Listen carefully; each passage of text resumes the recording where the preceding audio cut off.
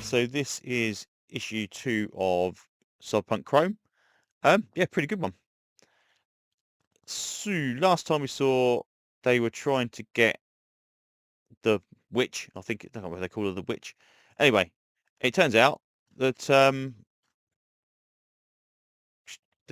this I don't know. Is this the scavengers? Anyway, they're scavengers. The people that are working for are scavengers, which basically means they steal tech and cyberware from dead people. So the person that got hacked up last time, they're basically going to go, well, there's loads of cyberware here, we'll have that.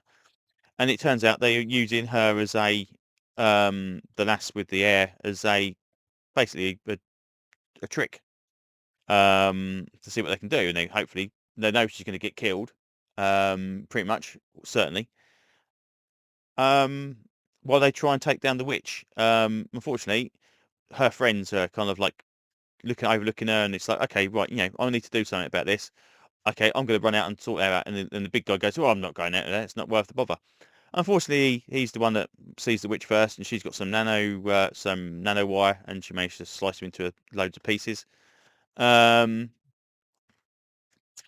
then the guy manages to get to her and kind of, run. You need to get out of here because it's all gone wrong. And it turns out they had a bomb underneath it, and that's why he knew she was going to die. And they detonate the bomb, and he takes a brunt of it, although she takes a crack of it. And weirdly enough, I swear in the text it says that she's okay, but she's a bit crispy. It's like, well, what about this guy? He takes an absolute ton of it, but he's still there, which is really weird. It's like, well, you don't seem to have taken any damage from it, but she's the one that's said to have taken some damage. Anyway, so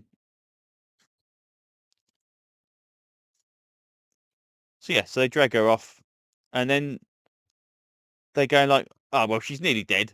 We'll have her cyberware as well. So they start try to have a crack at her as well to try and take all her cyberware away. And it's like, okay, that's not good. Unfortunately, that doesn't go well for him either because he gets hacked up. And when the blonde lass wakes up, she sees old witch lady, and witch lady picks her up and disappears off into the distance, carrying her over her shoulder.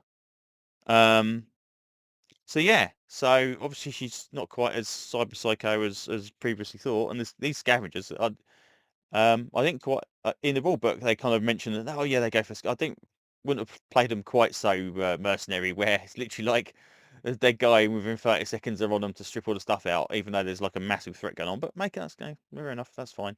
But yeah, all in all, as I said, mentioned with issue 1, this definitely seems to be one of the better. I mean, they've all been pretty decent, apart from that one I didn't like. This is definitely pretty decent.